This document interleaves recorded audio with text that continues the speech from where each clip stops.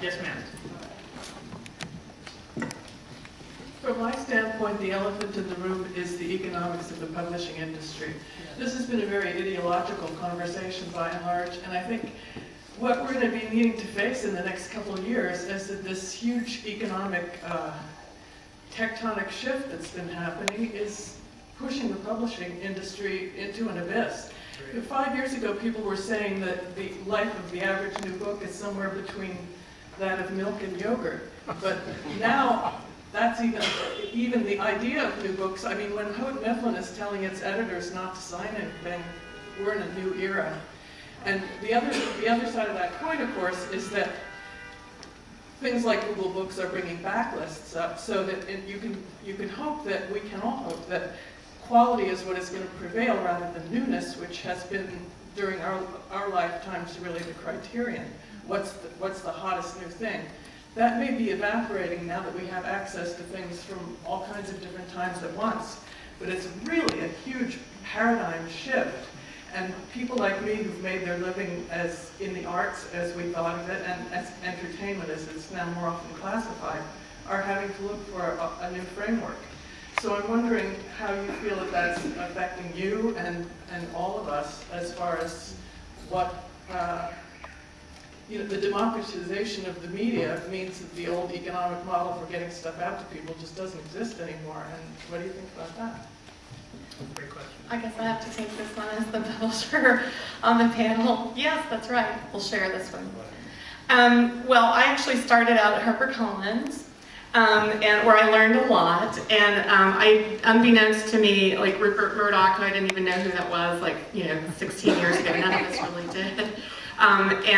He bought the company, and he started looking at each line on the ledger, including our funny little division in San Francisco where we published lots of spirituality books, witches and druids and gay people, and we were having so much fun. And then all of a sudden they noticed what we were doing, and even though we were actually like the most profitable division at the time, it didn't fit with his agenda, and so he started whittling away, and we went from 250 people to 20. It was really rough. So then I decided I wanted to be in independent publishing where there was no money at all. And but the big difference is, you used to be 15 years ago, you could almost print anything and get out 30,000 copies, and it would backlist forever. So actually, to me, I thought it was video games and cable channels, 900,000 cable channels, magazines, and people just stopped reading, actually, way before the Kindle was even sparked. And so it has been going on for a long time, but, I think Oscar and I will agree that, books won't go away. A book has to be really good. It should be well written, well edited, well produced, or, self-published out of your basement. But if it's good, it will out. Quality will always out. And if you have a publisher that is willing to fight and market your books, the book can survive. I'll hand it over to Oscar. Yes. I guess there's a couple of things. One, I think that's true. Absolutely. I think as a publisher, as long as you're putting out books that you can stand behind in terms of you believe in the quality, you believe that these are worth doing in and of themselves, and you hope there might be an audience, that's okay. I mean, the economics part of it is, can you expect to be making lots of money off of this? Probably not. That's just how it is. You might get very fortunate, you get a book that for whatever reason taps into the zeitgeist and you're able to pay a lot of bills with that, and that's great. But the audience has always been small for books, number one. And I mean not books, I mean literary books. It's never been a huge market. So that's number one, that's what we're talking about. Okay. But the other thing is too, is that you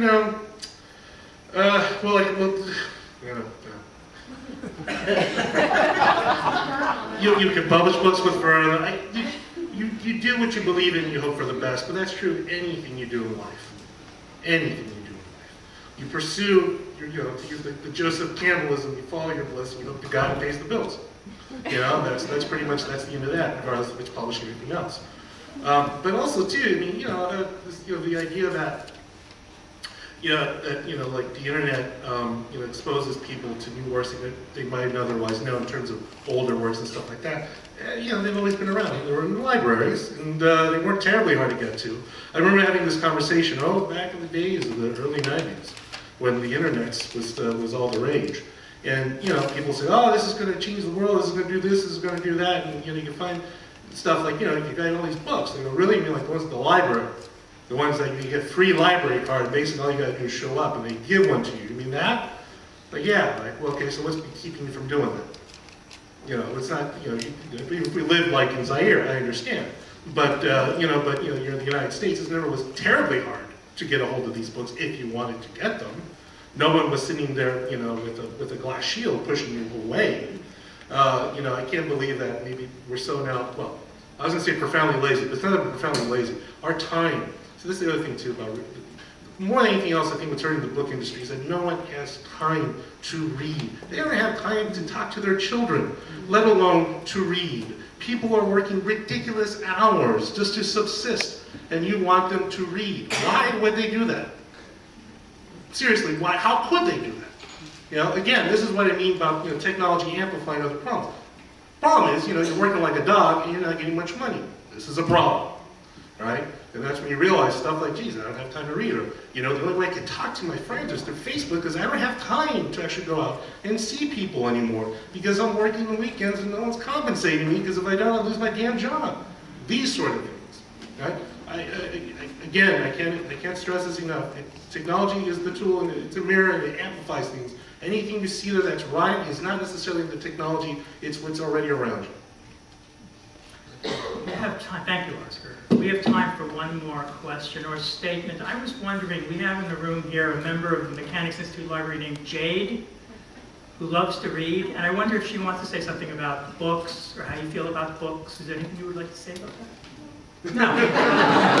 Not sad. Do you like books?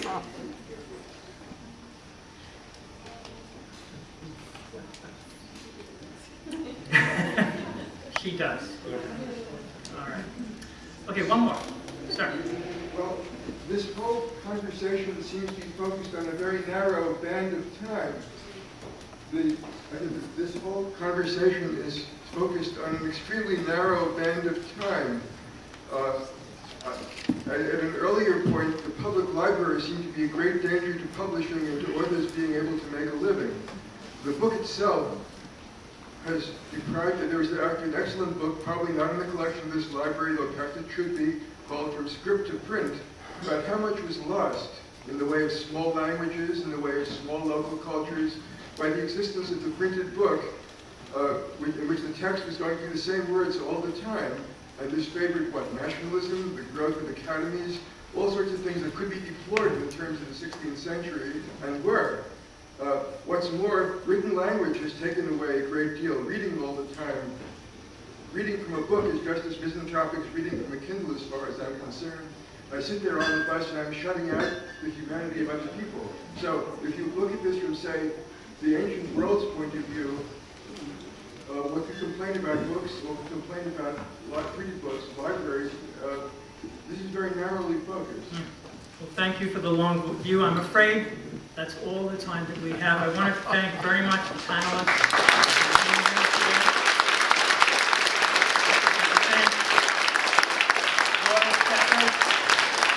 Thank you, Library, and thank you all for coming.